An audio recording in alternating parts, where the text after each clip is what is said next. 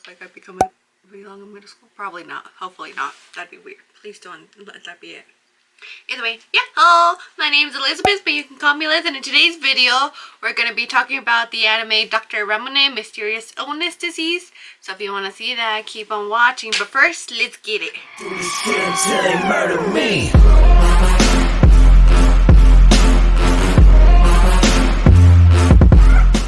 Either way, so like I said, today we're going to be talking about the anime Dr. Ramune, Mysterious Illness Disease Specialist person.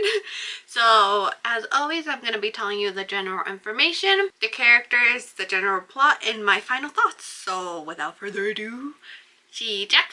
Okay, so the name is called Dr. Ramune, Mysterious Disease Specialist.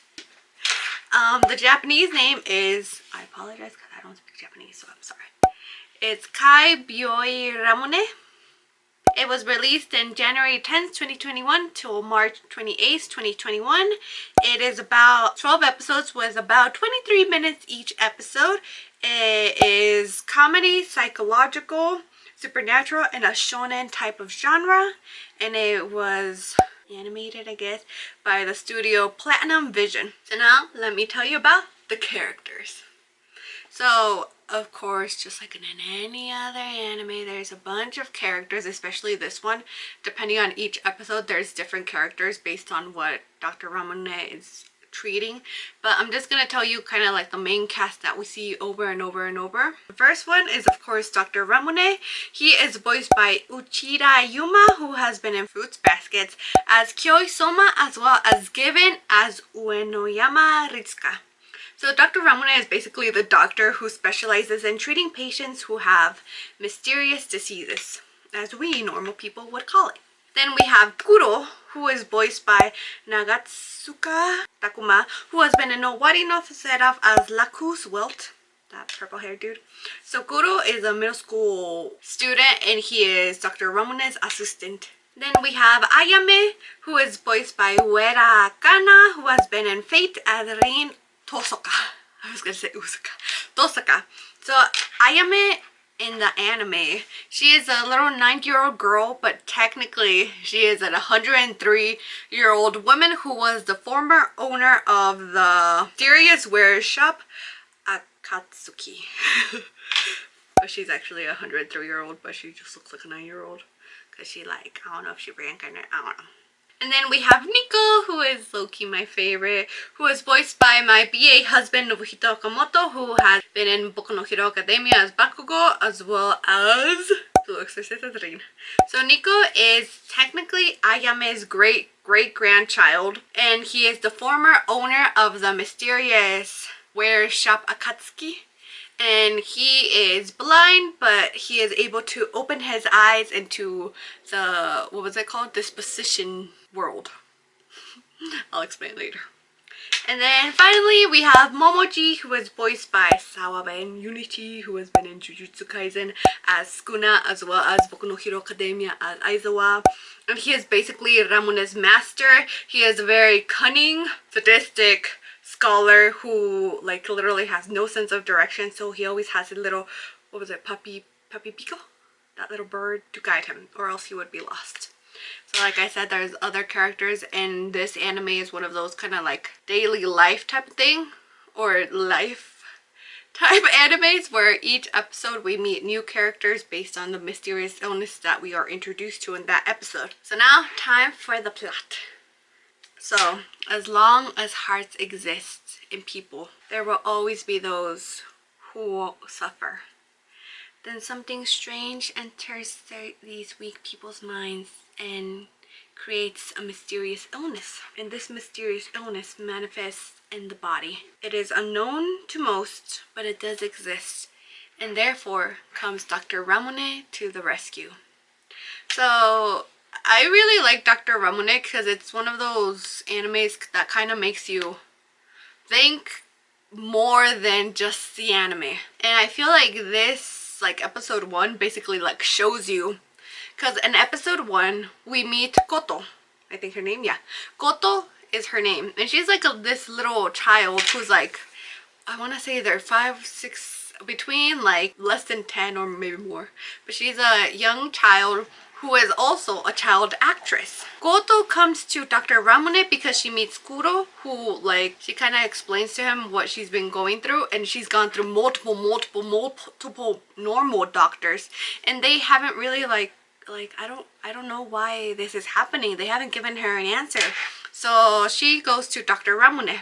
Goto has a very special disease in the real world is what we would call it, because Koto cries condiments. Every time she cries ketchup, mustard, soy sauce. That of course burns her eyes because she's crying condiments. She's not crying regular tears, she's crying condiments.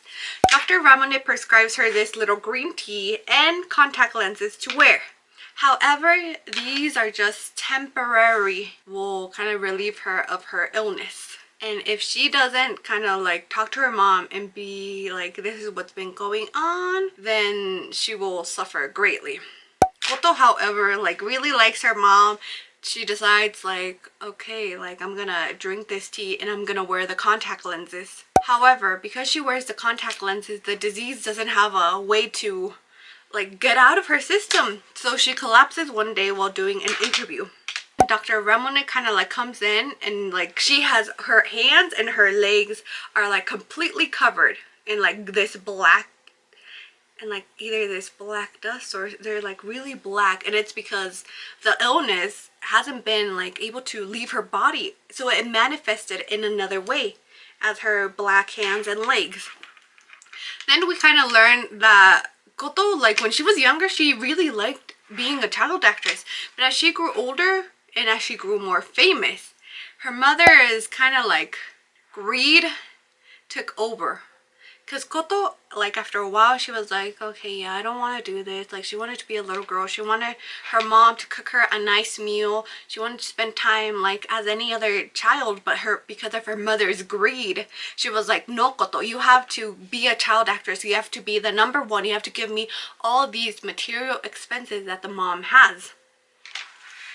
And basically the mom sacrificed Koto's feelings for all her material things. So because of that, Koto wasn't able to express her feelings because she was like, oh no, if I tell my mom I don't want to, she's gonna yell at me, she's gonna be angry at me. And like Koto being a child, she was like, oh okay, so that's why it manifested into her crying condiments. And when she put those contact lenses in, it was like a little screw being plugged in, so the illness had to manifest in a separate way, which was her arms and her legs. However, because she didn't really like, I guess, explain her feelings to her mom correctly, or because her mom didn't accept them, Koto was gonna turn into dust if the mom didn't like let go of her greed. In the end, the mom had to choose between her child and her material things, and let me tell you, it kind of annoyed me because the mom took a hot second right there to be able to be like, okay, Koto, I like give up every like bag, jewelry, clothes that the mom had gotten because of Koto's feelings, because she had been ignoring her, and Koto didn't want to be a child actress anymore, but the mom had yelled at her. So like I got frustrated at the mom for a second because I was like, why are you thinking this? Your daughter is like gonna turn into dust, and yet you're over here like, you know, like Prada, Gucci, or my daughter. What? So the mom finally kind of like picks Koto, and after that, this like little like wind comes, and like everything the mom owned, all the expensive dresses, shoes, jewelry, bag, A, B, C, and D, all her material things that she got because of her greed and her ignoring Koto's feelings, turned into dust. However, the mom was like, oh no, why? And Dr. Ramune was like, it was either that or your child turning into dust. And that's just episode 1. And I feel like all the episodes you kind of like learn like a little like, oh okay, like there was one episode where it was a playboy who had like and they all manifest into like, all these illnesses manifest into like food related items. I don't know why, but it just does. But I really like the first episode because it really captures you, and like all the other episodes are really good. Like, oh, I resonated so much with Kuro's friend, but basically like he's like very creative, he's very like arts and crafts and all this, but the dad was like, no. His mom was like in the hospital because of some other thing, but the dad made him believe like, no, she's in the hospital because you've been doing all these crafts because you're so weird. And basically this poor kid, because he was like he had to study, he had to do A, B, C, and D, and he couldn't express himself through like his art that he was really good at. His head like started popping popcorn.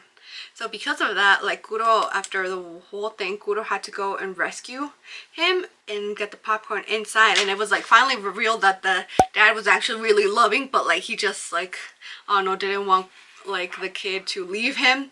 And the mom wasn't even sick because of the kid. And I was like, oh my god. But that really resonated with me. I don't know why. And I really love the last episode as well, because it kind of shows you how Kuro came to be Ramune's assistant. So Kuro is able to see basically the little illnesses. So they are described as these little like thingies floating around. If those who are weak-minded or weak of heart are the ones who contract the illnesses. So Kuro was able to see this, and he thought he was going crazy. Like no one in his family was able to see this. He like is raised in dojo, so all his family is like very rational. Kuro's really rational too, but he was the only one who could see it. So he went into this cult thinking like, oh, okay, they can cure me.